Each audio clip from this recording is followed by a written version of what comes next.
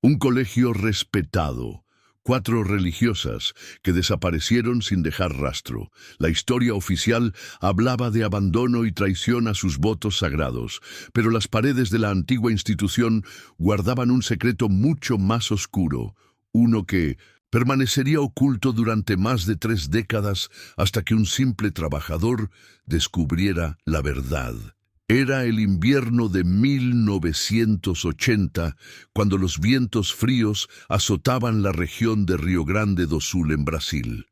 El colegio São José se alzaba majestuoso entre la niebla matutina, un edificio de piedra construido a principios del siglo con torres que recordaban a las antiguas catedrales europeas. Sus largos pasillos de madera pulida resonaban con las pisadas de generaciones de estudiantes, y sus amplios ventanales dejaban entrar una luz tenue que iluminaba los crucifijos colgados en cada aula. En aquellos días, 4 monjas de la Orden de las Hermanas de la Caridad eran el corazón del equipo docente.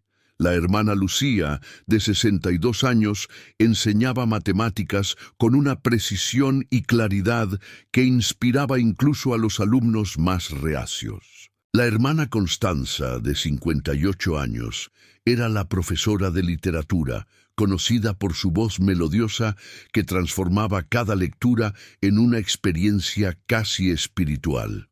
La hermana María Teresa, de 45 años, dirigía el coro del colegio y enseñaba música, sus dedos moviéndose con gracia sobre el viejo piano del salón de actos. Y la más joven, la hermana Isabel, de apenas 32 años, se encargaba de las ciencias naturales, llevando a los niños al pequeño huerto escolar, donde aprendían sobre el milagro de la vida vegetal. Las 4 religiosas vivían en Milnonisjuntot, una pequeña residencia anexa al edificio principal del colegio. Cada mañana, antes del amanecer, se levantaban para sus oraciones y luego preparaban las clases del día. Los estudiantes las respetaban, los padres las admiraban, y la comunidad las consideraba pilares de la educación local. El padre Domingo Vázquez, el tesorero del colegio, un hombre de aspecto severo pero sonrisa fácil, siempre hablaba de las hermanas como el verdadero tesoro de la institución. El mes de junio comenzó con lluvias torrenciales. Los pasillos del colegio se llenaban del sonido de gotas golpeando contra los techos de tejas rojas, creando una melodía constante que acompañaba las lecciones. Fue entonces cuando las hermanas comenzaron a comportarse de manera extraña. Los profesores laicos notaron reuniones frecuentes entre las 4 religiosas, siempre en voz baja, siempre interrumpidas cuando alguien se acercaba. La hermana Lucía fue vista varias veces revisando libros de contabilidad en horas tardías. La tensión era palpable en cada encuentro con el padre Domingo. El día 25 de junio, un martes de cielo gris y pesado, las 4 hermanas solicitaron una reunión urgente con el consejo escolar. Según María Oliveira, la secretaria del colegio, las monjas llevaban carpetas llenas de documentos. La reunión estaba programada para las 4 de la tarde. Ninguna de las hermanas llegó a asistir. Esa mañana impartieron sus clases como siempre. La hermana Isabel incluso organizó una excursión al huerto para mostrar a los niños cómo la lluvia había ayudado a crecer las plantas de tomate. La hermana María Teresa ensayó con el coro para la próxima celebración. Todo parecía normal. Cuando sonó la campana de salida y los niños abandonaron las aulas, las 4 religiosas fueron vistas dirigiéndose juntas hacia su residencia. Esa fue la última vez que alguien las vio. La reunión con el consejo escolar nunca tuvo lugar. Las hermanas no aparecieron para la cena en el comedor comunitario. Sus habitaciones permanecieron vacías aquella noche. La mañana siguiente, el padre Domingo informó a la comunidad educativa que las 4 hermanas habían abandonado sus votos y dejado la orden religiosa durante la noche.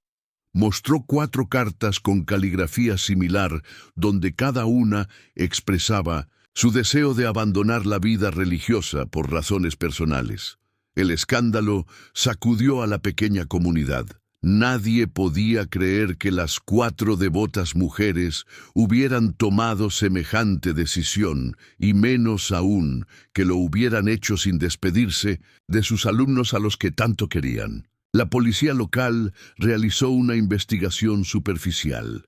Las autoridades eclesiásticas enviaron representantes que confirmaron la versión del padre Domingo. El caso se cerró oficialmente como un abandono voluntario. Las cartas, los escasos efectos personales dejados en sus habitaciones y la ausencia de signos de violencia fueron considerados pruebas suficientes. 4 nuevas religiosas llegaron al colegio para el inicio del siguiente curso escolar. La vida continuó, pero un manto de misterio y susurros quedó flotando en los pasillos del Colegio San José. Los años pasaron con la lentitud propia de las instituciones centenarias. El Colegio San José experimentó cambios graduales.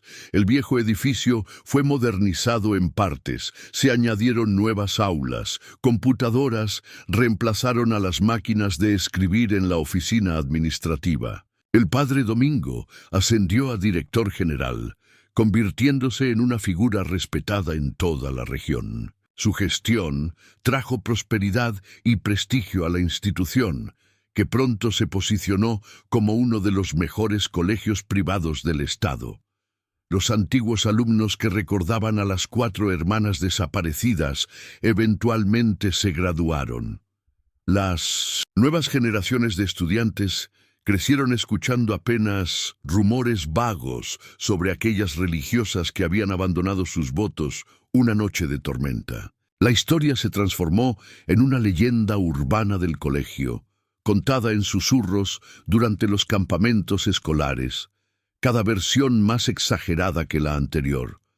Algunas familias, especialmente las de los alumnos que habían sido más cercanos, las hermanas, nunca aceptaron completamente la versión oficial. Carmen Silveira, madre de una estudiante de aquel entonces, intentó contactar a las autoridades eclesiásticas superiores, pero sus cartas nunca recibieron respuesta.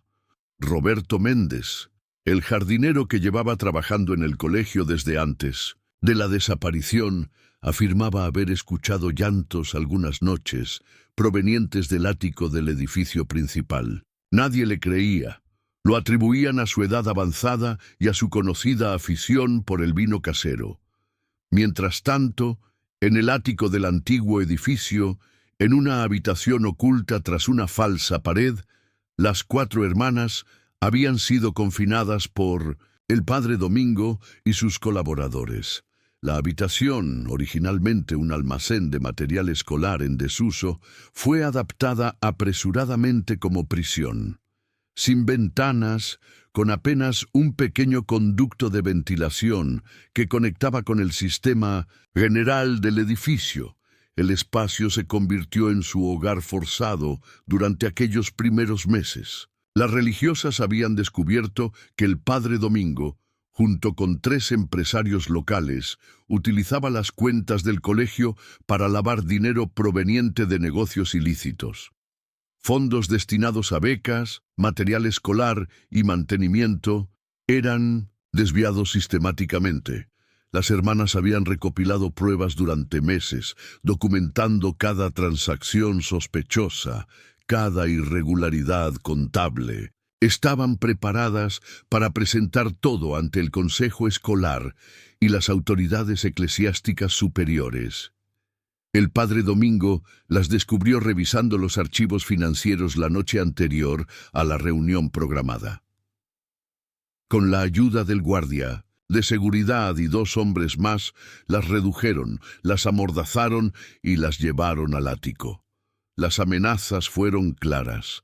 Si colaboraban, si aceptaban firmar las cartas de renuncia que él había preparado, serían liberadas eventualmente y enviadas a diferentes conventos en regiones remotas. Si se resistían, los niños del colegio sufrirían las consecuencias. Aquella promesa de libertad nunca se cumplió. Las condiciones en el ático eran precarias. Un baño improvisado, colchones delgados en el suelo, comida escasa traída por el guardia de seguridad en las horas más silenciosas de la noche. El calor sofocante del verano y el frío penetrante del invierno se colaban por las grietas de las viejas paredes. La hermana Constanza fue la primera en enfermar gravemente, apenas 8 meses después del secuestro. Una neumonía no tratada se la llevó en cuestión de días. Las otras 3 rezaron por su alma mientras el padre Domingo y el guardia envolvían su cuerpo en sábanas viejas y lo enterraban en la parte más alejada del huerto escolar, bajo la luz pálida de la luna. La hermana María Teresa sucumbió 2 años más tarde a una infección que comenzó en una herida en su pierna, resultado de una caída en el oscuro ático. La enterraron junto a Constanza, añadiendo fertilizante extra para disimular la tierra removida. El huerto producía tomates excepcionalmente grandes y rojos en aquella zona, lo que se convirtió en un motivo de orgullo para el colegio. La hermana Lucía resistió casi 5 años. Su espíritu inquebrantable mantenía la esperanza viva. Fue ella quien descubrió que los conductos de ventilación eran lo suficientemente amplios como para que una persona delgada pudiera moverse por ellos. En sus últimos meses, mientras la fiebre consumía su cuerpo anciano, enseñó a Isabel todos los pasadizos que había descubierto, todos los puntos de acceso a diferentes partes del colegio. Le mostró cómo escuchar las conversaciones a través de las rejillas de ventilación, cómo moverse sin hacer ruido, cómo sobrevivir. Cuando falleció en su sueño, Isabel lloró en silencio durante días. Sola en el ático, la hermana Isabel se adaptó. Su cuerpo, ya delgado por naturaleza, se volvió casi esquelético, permitiéndole deslizarse por los conductos de ventilación con facilidad. Aprendió a moverse por el edificio durante la noche, robando pequeñas cantidades de comida de la cocina, tomando libros de la biblioteca para devolverlos días después.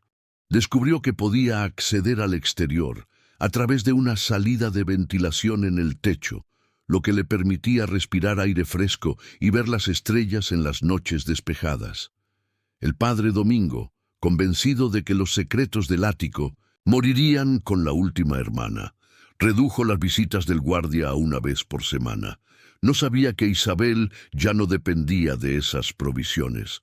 No sabía que ella había convertido su prisión en un punto de observación desde el cual vigilaba cada rincón del colegio. No sabía que los misteriosos acontecimientos que ocurrían ocasionalmente, como documentos importantes que desaparecían y reaparecían en lugares diferentes, o las notas anónimas que advertían sobre peligros a los niños, eran obra de la monja fantasma que se había convertido en la silenciosa guardiana del colegio San José.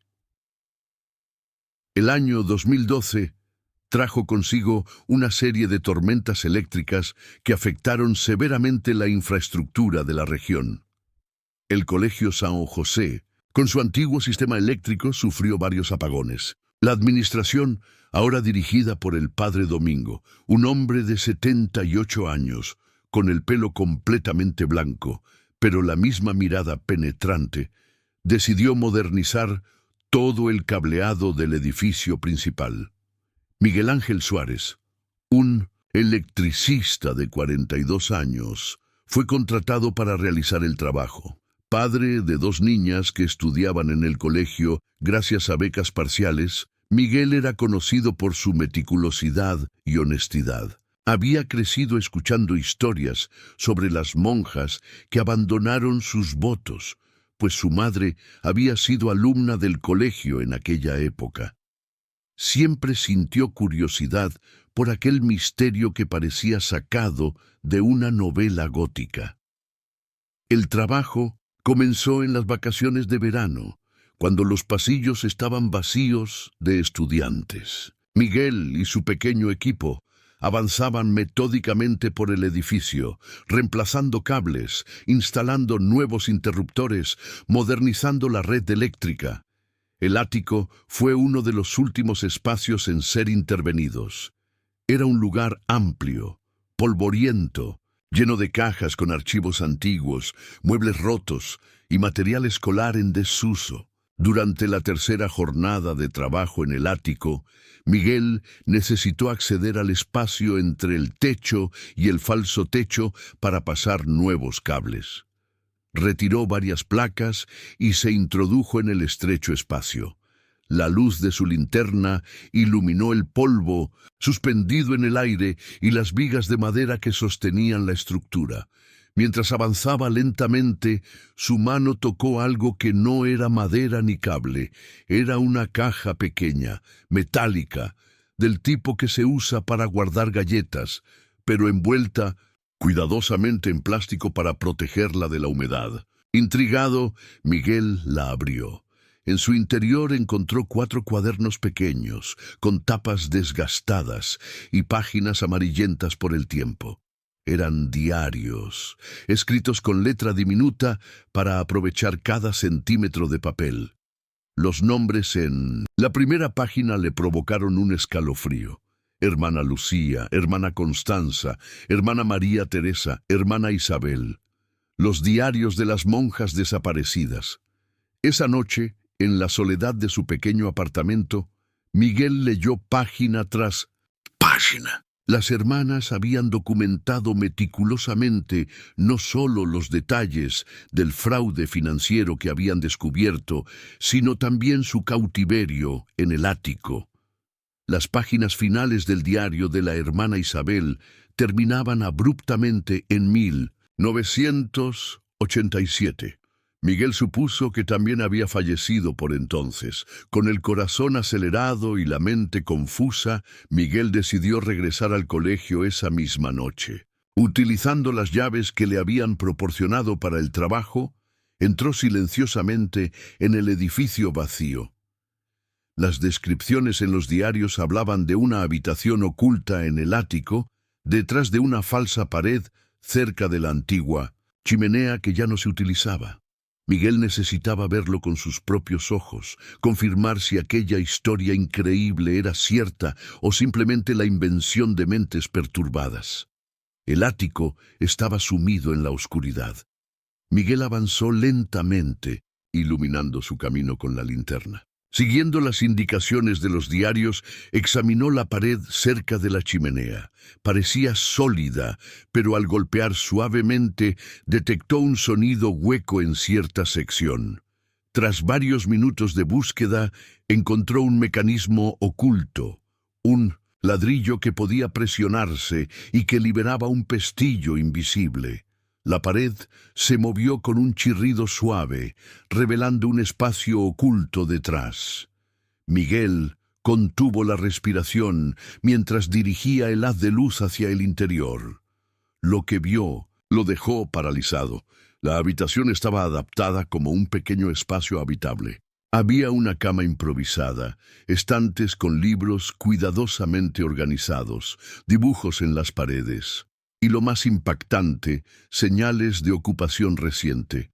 Un plato con restos de comida, una vela consumida a medias, ropa limpia doblada sobre una caja.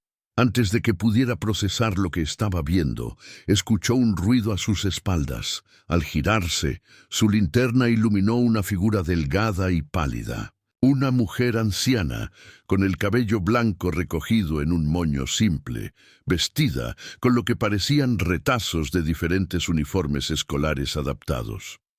Sus ojos, aunque hundidos en un rostro marcado por décadas de privaciones, brillaban con inteligencia y cautela.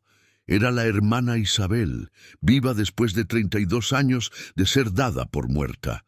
La hermana Isabel observaba a Miguel con una mezcla de miedo y resignación. Después de 3 décadas viviendo como un fantasma, finalmente había sido descubierta. Sus labios, resecos y pálidos, se movieron formando palabras que ya casi había olvidado pronunciar. Le dijo a Miguel que había estado esperando este momento durante mucho tiempo. Le preguntó si venía a terminar lo que el padre Domingo había comenzado.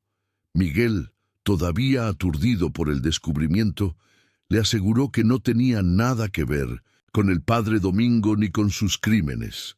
Le explicó que había encontrado los diarios y que necesitaba saber la verdad. La anciana monja, después de un largo momento de duda, le indicó que se sentara en una de las cajas. Era hora de que alguien más conociera la historia completa. La hermana Isabel comenzó su relato desde el principio. Las 4 hermanas habían llegado al Colegio San José en diferentes momentos, pero todas compartían un profundo compromiso con la educación y el bienestar de los niños. Con el tiempo, notaron irregularidades en las cuentas, dinero destinado a becas que nunca llegaba a las familias necesitadas, material escolar que se compraba pero nunca aparecía, reparaciones pagadas pero no realizadas. Al principio pensaron que eran errores administrativos, pero la hermana Lucía, con su mente matemática, comenzó a documentar sistemáticamente cada discrepancia. Pronto el patrón se hizo evidente. El padre Domingo, junto con 3 empresarios locales, utilizaba el colegio para lavar dinero. Creaban facturas falsas, inflaban costos, desviaban fondos.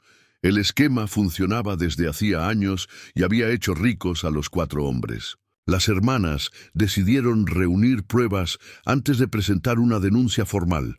Durante meses recopilaron documentos, hicieron copias de facturas, anotaron fechas y cantidades. Querían que su caso fuera irrefutable, pero subestimaron la vigilancia del padre Domingo. La noche antes de la reunión con el consejo escolar, el padre la sorprendió en la oficina administrativa. No estaba solo. El guardia de seguridad y 2 hombres más las redujeron. Las llevaron al ático, a una habitación que nadie recordaba que existía, un espacio que había sido sellado durante alguna remodelación antigua y que el padre había redescubierto años atrás. Los primeros días fueron los más difíciles. Las amenazas, el miedo, la incertidumbre. Les dijeron que si intentaban escapar, si hacían ruido, los niños del colegio sufrirían. El padre Domingo era muy específico al mencionar nombres de alumnos, detalles sobre sus familias, direcciones. Las hermanas comprendieron que no se trataba de amenazas vacías. El cautiverio se prolongó. Las condiciones eran precarias. Comida insuficiente, frío en invierno, calor sofocante en verano. La hermana Constanza fue la primera en enfermar gravemente. Su tos se volvió cada vez más profunda, la fiebre no cedía. Suplicaron por un médico, por medicinas. El padre Domingo les trajo aspirinas y jarabes para la tos comprados sin receta. No fue suficiente. Constanza murió una noche de agosto, susurrando oraciones mientras las otras 3 sostenían sus manos. El padre Domingo y el guardia envolvieron su cuerpo en sábanas viejas. Les dijeron que la enterrarían en tierra consagrada, con respeto. Más tarde descubrieron que la habían enterrado en el huerto escolar, en la sección más alejada donde cultivaban tomates. La hermana Isabel había visto todo desde un conducto de ventilación que había descubierto días antes. La hermana María Teresa fue la siguiente. Una herida en la pierna, causada por un clavo oxidado que sobresalía de una de las cajas almacenadas en la habitación, se infectó. La infección se extendió rápidamente. Su agonía duró semanas. También fue enterrada en el huerto, junto a Constanza. La hermana Lucía, la mayor de las 4, resistió con una fortaleza sorprendente. Fue ella quien transformó su cautiverio en algo más. Descubrió que los conductos de ventilación eran lo suficientemente amplios para que alguien pequeño pudiera moverse por ellos. Trazó un mapa mental del edificio, identificando todas las salidas, todas las conexiones. Enseñó a Isabel cómo sobrevivir cuando ella ya no estuviera. Cuando Lucía falleció 5 años después de su secuestro, Isabel quedó completamente sola. Siguiendo las enseñanzas de Lucía, aprendió a moverse por el colegio sin ser detectada. Los conductos de ventilación se convirtieron en sus caminos, las rendijas en sus ventanas al mundo exterior. Robaba pequeñas cantidades de comida de la cocina, tomaba libros de la biblioteca, observaba clases desde las rejillas del techo. Con el tiempo, Isabel desarrolló un sistema para proteger a los niños del colegio. Desde su posición privilegiada, podía ver y escuchar casi todo lo que ocurría en el edificio. Cuando detectaba situaciones de peligro, dejaba notas anónimas, una advertencia sobre un conductor de autobús que bebía antes de los viajes escolares, un aviso sobre un profesor que trataba de manera inapropiada a algunas alumnas, información sobre estudiantes que sufrían acoso escolar. Las notas, escritas con letra cuidadosamente disfrazada, aparecían misteriosamente en los escritorios de profesores confiables o en lugares donde serían encontradas rápidamente. Los problemas se resolvían. Los niños estaban protegidos. Nadie sabía que el ángel guardián del colegio era una monja que oficialmente había abandonado sus votos 32 años atrás. Miguel escuchaba con una mezcla de horror y asombro. Le preguntó a Isabel por qué nunca había intentado escapar, por qué no había buscado ayuda externa. La anciana sonrió con tristeza. Durante los primeros años, el miedo a las represalias contra los niños la mantuvo cautiva. Después, cuando el padre Domingo ascendió a posiciones de mayor poder en la jerarquía local, comprendió que su palabra contra la de él no tendría ningún valor. Y finalmente, cuando el tiempo pasó y todos la dieron por muerta o desaparecida, su existencia como fantasma del colegio adquirió un propósito. Protegía a los niños de una manera que nadie más podía hacerlo. Isabel le contó a Miguel sobre los diarios que habían mantenido. Cada hermana documentó meticulosamente todo, desde el fraude financiero original hasta los detalles de su cautiverio. Sabían que probablemente no vivirían para contar su historia, pero esperaban que algún día alguien encontrara aquellos cuadernos y conociera la verdad. Los habían escondido en diferentes lugares del ático. Isabel se sorprendió cuando Miguel le mostró los 4 diarios juntos.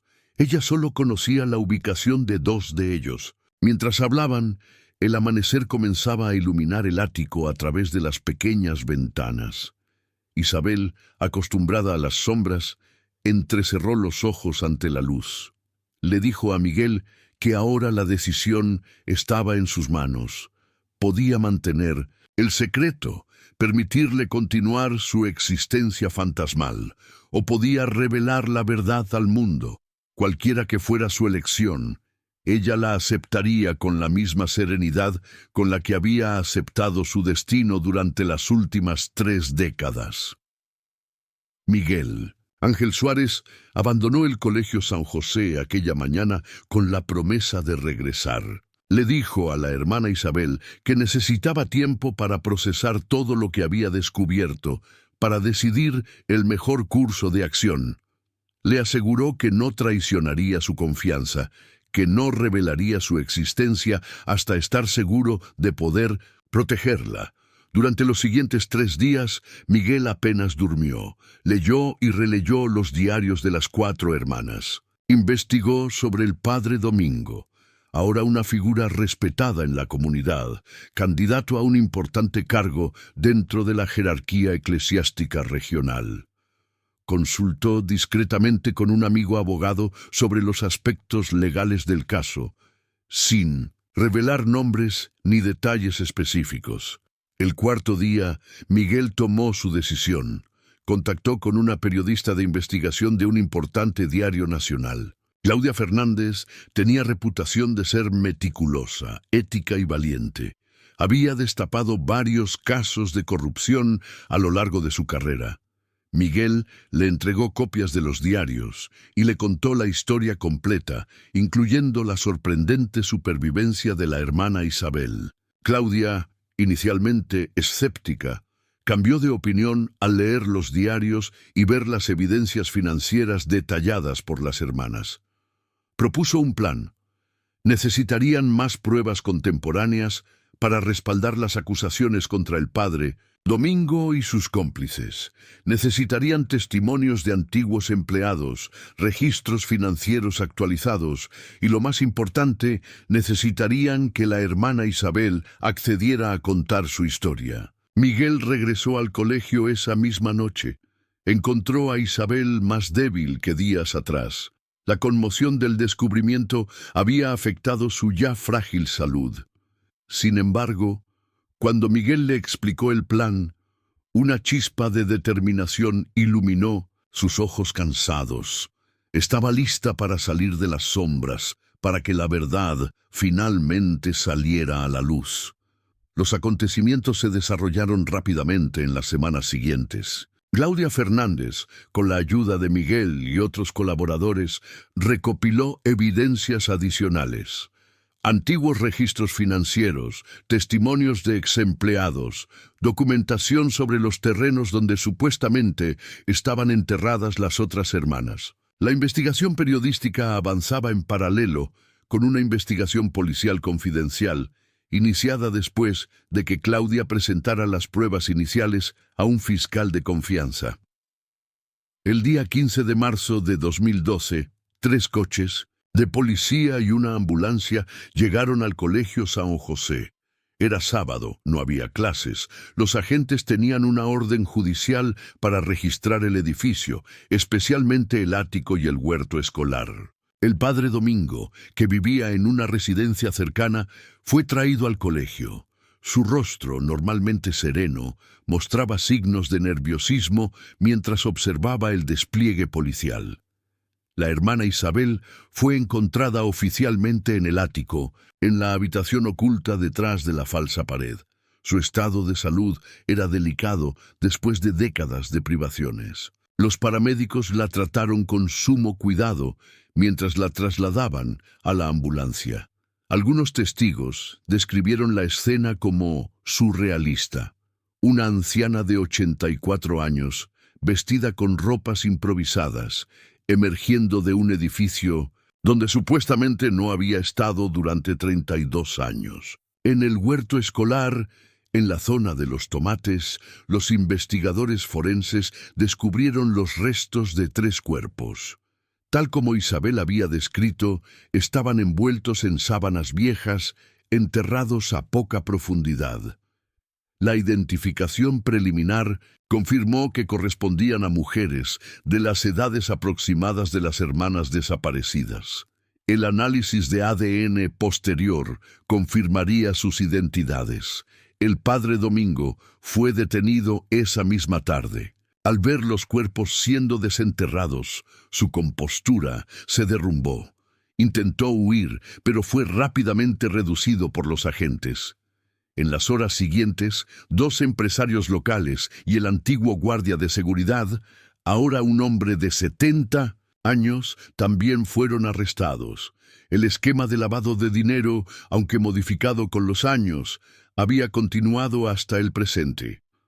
La noticia conmocionó a la comunidad y pronto captó la atención nacional e internacional. La historia de las monjas secuestradas, de la superviviente que vivió como un fantasma protector durante 3 décadas, fascinó al público.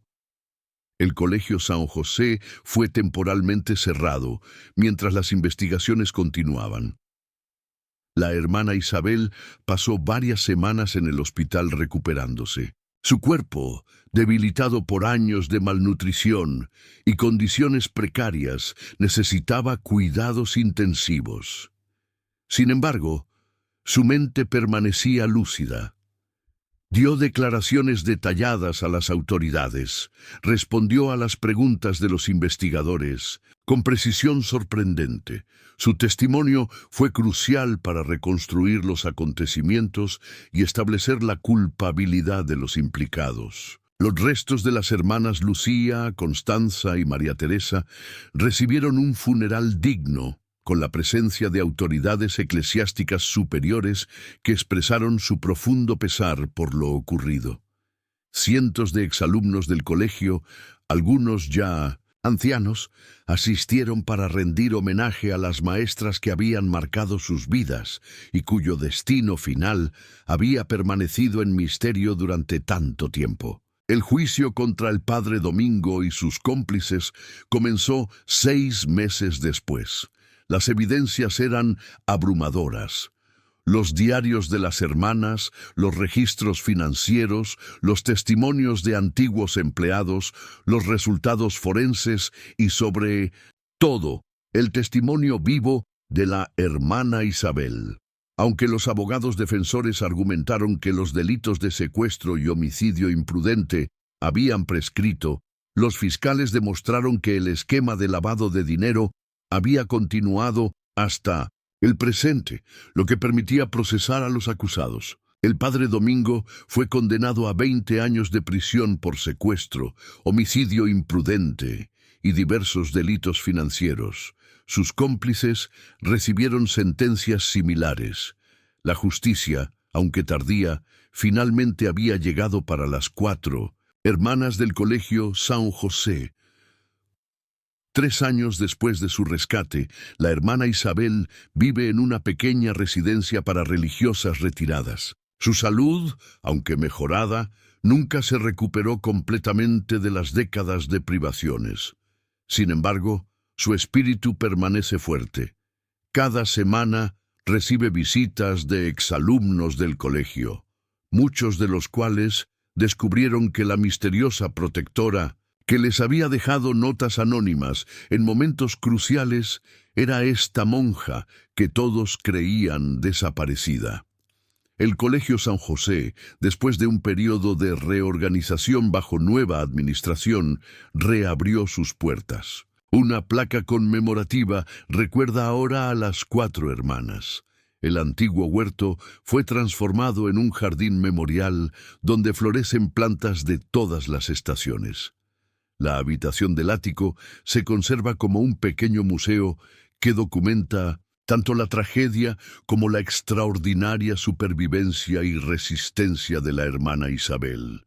Los diarios de las 4 religiosas fueron publicados con autorización de la Iglesia y de Isabel. Se convirtieron en un testimonio conmovedor de fe, coraje y perseverancia ante la adversidad extrema. Las últimas páginas del diario de la hermana Lucía incluyen una reflexión que resume el espíritu que mantuvo viva a Isabel durante tantos años.